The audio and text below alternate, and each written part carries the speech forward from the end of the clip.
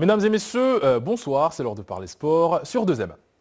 Les Lions de l'Atlas en perte d'aura à une semaine de la Coupe d'Afrique des Nations. La FIFA a publié son classement mensuel des sélections nationales ce vendredi. Le 11 national y recule de 2 places au niveau mondial. Le Maroc pointe désormais à la 47e place. La sélection est reconnue comme étant la 4e au niveau africain. Elle est devancée par son homologue sénégalaise qui fait office de porte-flambeau.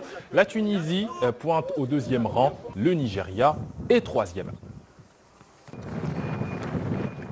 Parlons du lion de l'Atlas du jour. J'ai nommé Romain Ramsey. Le milieu de terrain évolue depuis 2016 à Wolverhampton en Première Ligue. En sélection, il fait office de tour de contrôle aux côtés de son capitaine Mehdi Ben Attia en défense.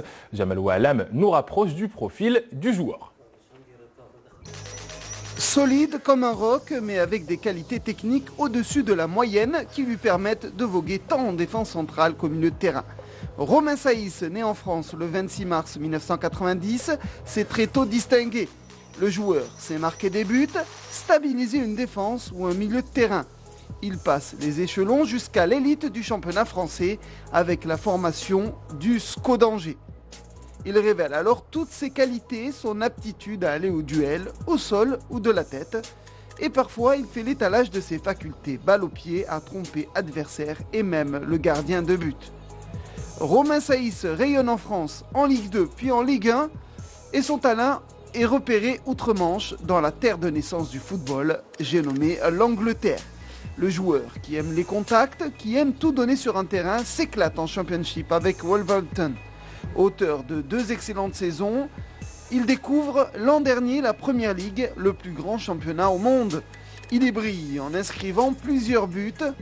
Avec les Lions de l'Atlas, Romain Saïs entame l'aventure le 14 novembre 2012 face au Togo.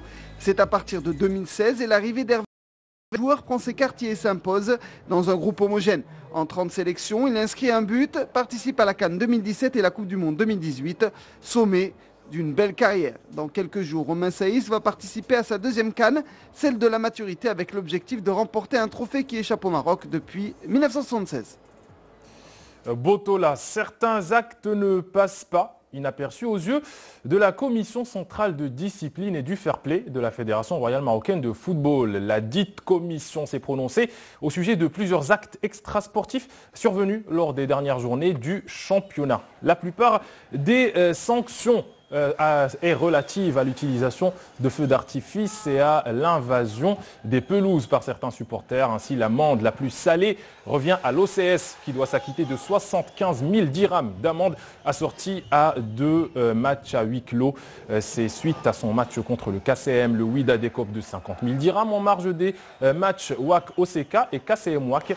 45 000 dirhams pour le Kawkab de Marrakech à cause des actes qui ont émaillé ces duels avec l'OCS et le WAC. Le MAT, le Raja, le DHJ, l'OCK et leurs causes doivent s'acquitter d'un peu plus de 20 000 dirhams chacun. Cyclisme avec le critérium du Dauphiné. L'étape du jour est revenue à Julian Alaphilippe. Le coureur français s'est emparé de la 6e épreuve, longue de 228 km entre Saint-Vulbas et Saint-Michel de Maurienne. Le film de l'étape en compagnie de Jamal Oualam. C'est le photo-finish qui vient confirmer la victoire sur le fil de Julian Alaphilippe. La 6e étape, la plus longue de cette année, 228 km, commence avec une météo capricieuse. Le cycliste de la formation De Koning Quick Step, numéro 1 mondial actuel, lance l'attaque après 12 km. Même s'il est rapidement rejoint par l'Allemand Gregor Mühlberger et l'Italien Alessandro De Marchi, Julian Alaphilippe contrôle l'allure de l'échappée et compte jusqu'à 14 minutes d'avance sur le peloton à 80 km de l'arrivée. Le Français, auteur d'une belle 3e place hier au sprint à voir, on monte tout doucement en puissance. De bon augure à 3 semaines du Tour de France pour celui qui n'avait plus couru depuis sa campagne ardennaise victorieuse lors de la Flèche Wallonne. Lors de la dernière ascension, le col de Bonne, 8 km à 6%, Julian Alaphilippe décroche le maillot à poids de meilleur grimpeur. Le dernier kilomètre de cette 6e étape est un long mano à mano entre le Français et Gregor Mühlberger, coureur de la formation Bora Hansgrohe. Julien Alaphilippe conclut l'étape au sprint et remporte une belle victoire. Le Français savoure ce triomphe quand le Britannique Simon Yates conserve son maillot jaune.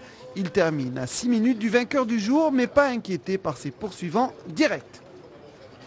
Et sachez que la NBA a un nouveau champion et il vient du Jurassique. Les Toronto Raptors rejoignent le panthéon des détenteurs du trophée Larry O'Brien. Il s'agit du premier titre de la franchise depuis sa création en 1995. Les Canadiens sont venus à bout des Golden State Warriors à Auckland à l'issue du Game 6.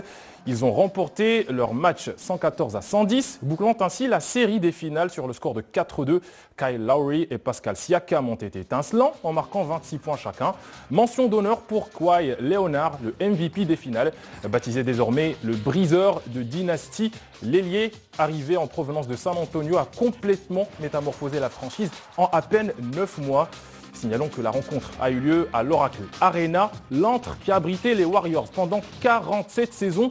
Les tenants du titre déchu n'ont malheureusement pas pu faire honneur à leur salle qui abritait sa dernière rencontre de NBA.